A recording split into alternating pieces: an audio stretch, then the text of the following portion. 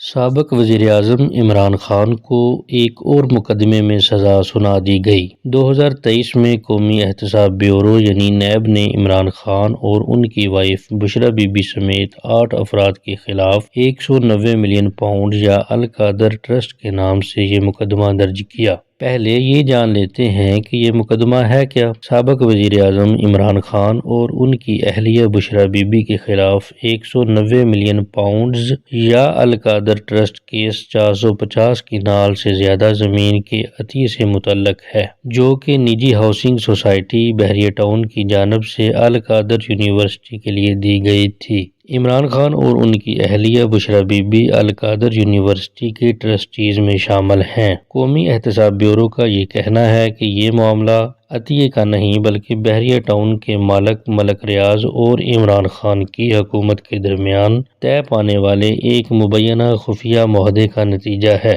جس کے تحت نجی ہاؤسنگ سوسائٹی بحریہ ٹاؤن کی 190 ملین پاؤنڈز یا 60 ارب روپے کی رقم برطانیہ میں منجمد ہونے کے بعد پاکستانی حکومت کے حوالے کی گئی۔ وہ بحریہ ٹاؤن کراچی کے کیس میں سپریم کورٹ کے فیصلے کے بعد اس سوسائٹی کے ذمہ واجب الادا 460 ارب روپے کی رقم میں ایڈجسٹ کر دی گئی۔ اس مقدمے میں سابق وزیر اعظم عمران خان کے خلاف گواہان میں ان کی کابینہ کے 2 ارکان بھی شامل تھے، جن میں پرویز خٹک اور زبیدہ جلال شامل ہیں، جبکہ اس کے علاوہ بطور وزیر اعظم عمران خان کے پرنسپل سیکرٹری اعظم خان بھی گواہان میں شامل تھے۔ پراسیکیوشن کی جانب سے اس مقدمے میں 35 گواہان کو پیش کیا گیا، جنہوں نے اپنے بیان قلم بند کروائے، اور پھر عمران خان اور بشریٰ بی بی کے وکلاء نے ان گواہان کو کراس ایگزامن بھی کیا۔ پہلے عمران خان کی جانب سے یہ کہا گیا کہ وہ اپنے دفاع میں کچھ گواہان پیش کرنا چاہتے ہیں، بعد ازاں انہوں نے یہ درخواست واپس لے لی تھی۔